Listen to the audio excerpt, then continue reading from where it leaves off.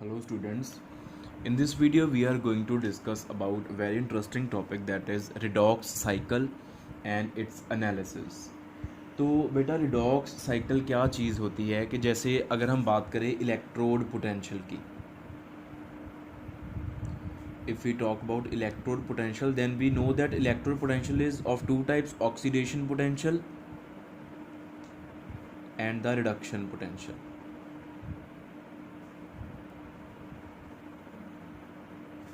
तो oxidation potential की या रिडक्शन पोटेंशियल की अगर हम अलग अलग बात करें तो ऑक्सीडेशन पोटेंशियल क्या है? Tendency of an element to get oxidized. Oxidation potential is the measure of tendency of a substance to get oxidized. And इसी तरह से रिडक्शन पोटेंशियल क्या है? Tendency, measure of tendency of a substance to get reduced, to show reduction. तो electrode potential हम general बात कर लेते हैं कि कोई सब्सटेंस है वो इलेक्ट्रॉन गेन करने की कितनी इच्छा रखता है या इलेक्ट्रॉन लूज़ करने की कितनी इच्छा रखता है, उसको हम उसके कॉरेस्पॉन्डिंगली रिडक्शन पोटेंशियल या ऑक्सीडेशन पोटेंशियल का नाम देते हैं, उसके मेजर को, अगर हम मेजर कर ले उस टेंडेंसी को. लेकिन it is not a very simple way out to find out the electrode potential. Electrode potential बस इतना नहीं होता कि उसने उसकी इलेक्ट्रॉन गेन करने की कितनी इच्छा है या उसकी इलेक्ट्रॉन लूज़ करने की कितनी इच्छा है. इसको अब हम इस वीडियो में डिटेल में पढ़ेंगे. असल में क्या होता है कि जब कोई भी एलिमेंट अपनी मोस्ट स्टेबल जो उसकी स्टेट ऑफ एग्जिस्टेंस होती है उसमें अगर वो इलेक्ट्रॉन को लूज़ करता है तो लूज़ करने के बाद वो एक कैटायन बन जाता है और उसके बाद कैटायन की हम हाइड्रेशन करवाते हैं. मतलब कैटायन को हम एक्वस कैटायन की फॉर्म में कन्वर्ट करते हैं. This whole process is to be considered when we talk about the electrode potential. Similarly हम रिडक्शन के लिए करेंगे. मतलब क्या है कि मान लो ये हमारे पास कोई एटम है, मेटल का एटम है, ये सॉलिड है, ठीक है. इसकी हमने जब ऑक्सीडेशन करवाई तो ये कन्वर्ट हुआ Mn पॉजिटिव और इसने N इलेक्ट्रॉन लूज़ करे. सिंपली ये रिएक्शन इलेक्ट्रोड पोटेंशियल के लिए काफ़ी नहीं है बिकॉज ये जो आयन होगा इसको हमने एक्वस में कन्वर्ट करना है. It is to be converted into aqueous के पहले मेटल में से इलेक्ट्रॉन निकलेगा एटम में से, उसके बाद उसकी हाइड्रेशन होगी, ठीक है, और हाइड्रेशन की एनर्जी को साथ साथ में कंसिडर करेंगे. तो होल प्रोसेस क्या बन जाता है फिर? जो इलेक्ट्रोड पोटेंशियल है वो क्या है? जो इस प्रोसेस में एनर्जी चेंज आएगी, the energy change during this process, energy change during this process is actually the electrode potential. जितना इसका मैग्नीट्यूड आएगा वो इलेक्ट्रोड पोटेंशियल का मेजर होगा. तो इस प्रोसेस को अभी हम इलेबोरेट करेंगे. This process is actually composed of 3 steps. ये 3 स्टेप्स में बना हुआ स्टेप है. अगर हम इसको डायरेक्टली लिखेंगे तो ये ऐसे लिखेंगे, metal solid, it is giving us metal N positive aqueous. ये हम ऑक्सीडेशन पोटेंशियल की बात कर रहे हैं. Here we are talking about the oxidation potential.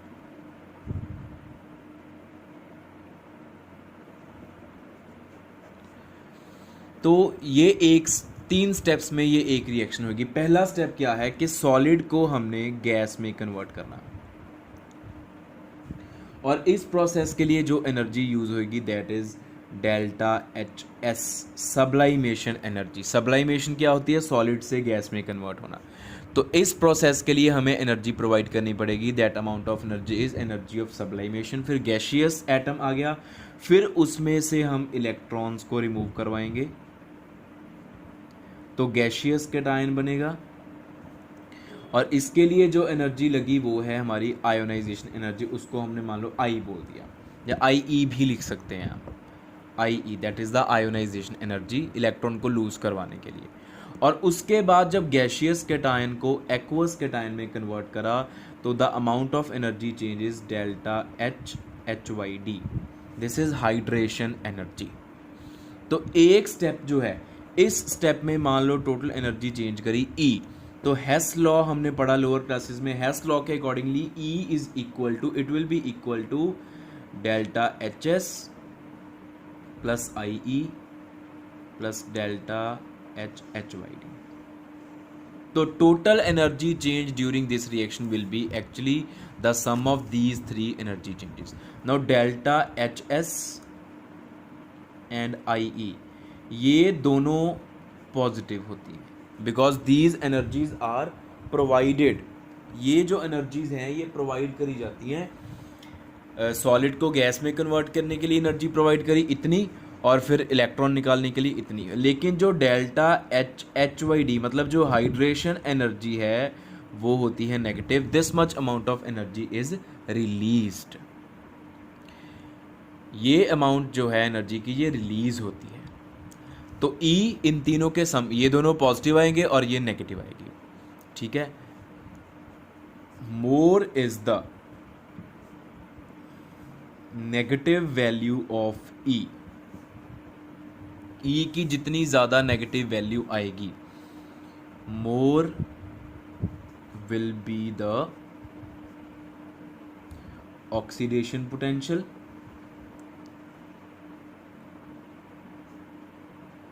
Of M. Hence more will be the reducing character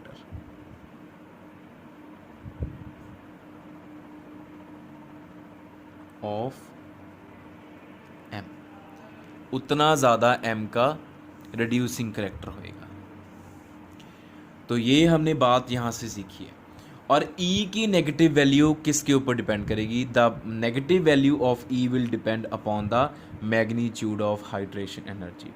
more is the magnitude of hydration energy, तो उतना ही ज़्यादा नेगेटिव मैग्नीट्यूड है तो ये नेगेटिव होना, यहाँ पे माइनस साइन आ जाएगा अपने आप, because this much amount of energy will be released. So it will B -350 kg पर मोल, -420. तो वो माइनस में हम यहाँ पे फिल करेंगे विद द साइन. यहाँ पे values are to be filled with the sign in this equation.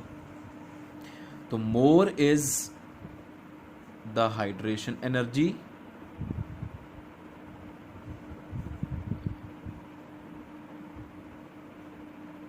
more negative will be the value of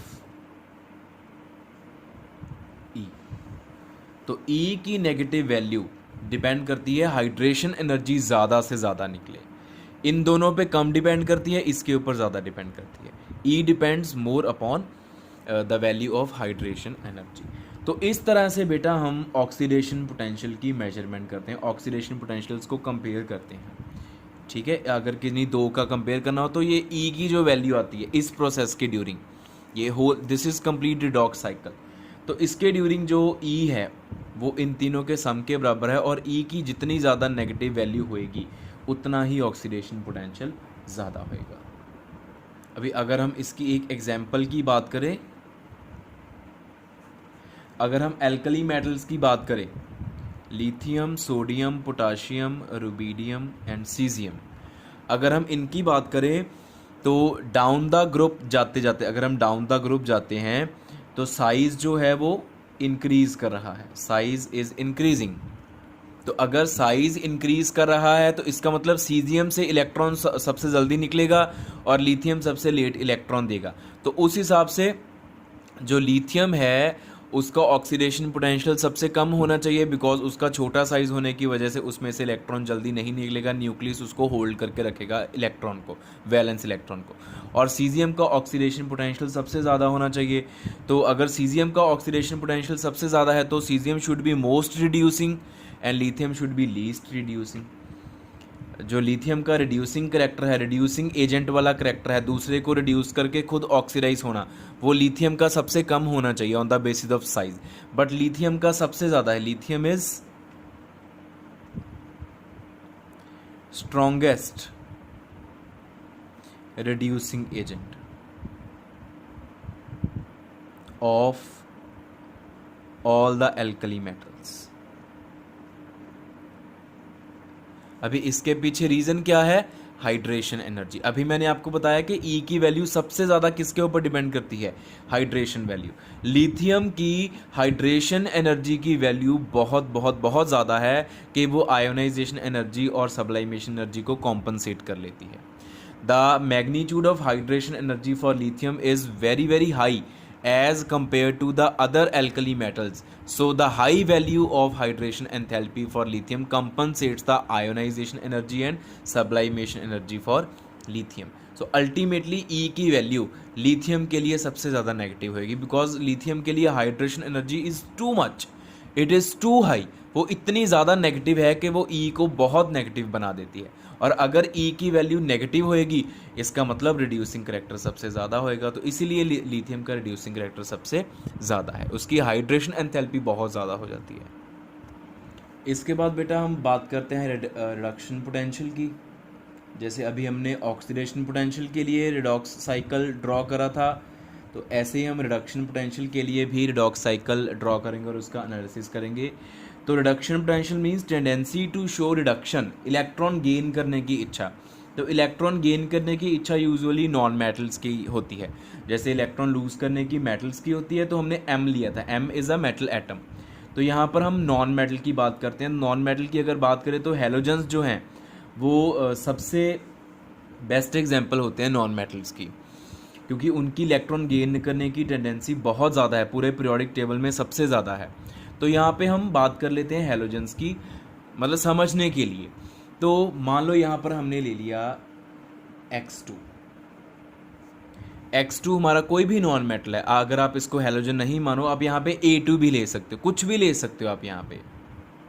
this is some non metal which is in gaseous state, usually they are in gaseous state. तो सबसे पहले क्या है, हमें एक atom चाहिए, ये molecule है, तो इसको डिसोसिएट करना पड़ेगा. डिसोसिएट करके दो एटम्स आएंगे, लेकिन हमें एक चाहिए, तो वी नीड ओनली 1 मोल. तो 1 मोल के लिए हम जो एनर्जी प्रोवाइड करेंगे that will be delta H D I S. This is dissociation energy, the energy provided to dissociate a bond.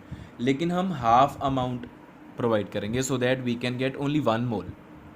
Otherwise अगर हम फुल डिसोसिएशन एनर्जी प्रोवाइड करेंगे तो हमारे पास 2x के एटम्स आएंगे, बट हमने स्टडी एक एटम के लिए करनी है. तो हम चाहते हैं कि जितने यूजुअली आते हैं उससे हाफ आए, तो हम half amount of energy provide कर रहे हैं. उसके बाद इसको इलेक्ट्रॉन्स प्रोवाइड करेंगे.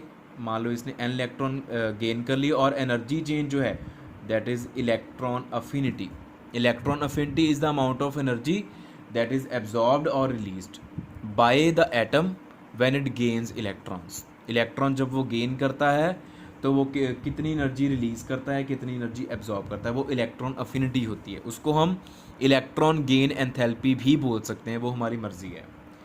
तो हमारे पास आयन आ गया, gaseous anion we have got, and finally it is to be converted into aqueous ion, An negative aqueous. इसकी हाइड्रेशन होगी तो enthalpy change is the hydration enthalpy, and this is the direct reaction. So इसके लिए मान low energy E है, तो same वैसे ही हेस लॉ के accordingly E will be equal to half delta H dissociation plus electron affinity plus hydration energy. तो E की नेगेटिव वैल्यू जो है जितनी ज़्यादा होगी, मोर नेगेटिव इज़ E या मोर is negative value of E. E की वैल्यू जितनी ज़्यादा होएगी मोर will be the reduction potential of substance. और उसको रिडक्शन पोटेंशियल अगर ज़्यादा होएगा तो उसकी रिडक्शन शो करने की टेंडेंसी ज़्यादा होएगी, मतलब वो दूसरों को ऑक्सीडाइज करेगा. More will be the oxidizing character.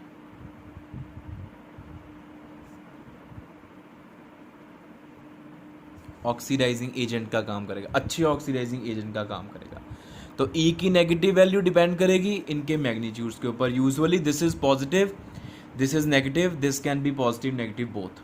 इसकी वैल्यू वेरी करती है अलग अलग सब्सटेंसेस के लिए. इलेक्ट्रॉन अफिनिटी का जो साइन है वो अलग अलग होता है, किसी के लिए पॉजिटिव होता है, किसी के लिए नेगेटिव. किसी के लिए एनर्जी रिलीज होती है जब वो इलेक्ट्रॉन गेन करता है, और किसी के लिए एनर्जी एब्जॉर्ब होती है जब वो इलेक्ट्रॉन गेन करता है. So beta, these are the redox cycles. One is oxidation cycle and one is the reduction cycle. And we have discussed in detail that electrode potential does not only depend upon the tendency to gain electron or lose electron. It also depends upon the tendency to get converted into gaseous atoms. पहले atoms में टूटने की कितनी इच्छा है, फिर atoms में से इलेक्ट्रॉन निकलने की या गेन करने की इच्छा, फिर जो आयन बनता है उसकी हाइड्रेशन की कितनी इच्छा है.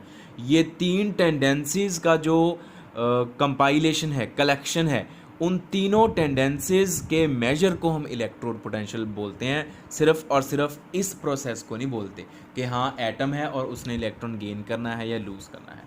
ये दोनों जो ये वाला process, only this process and only this process are not the criteria for measurement of electrode potential. We have to compile all the three steps.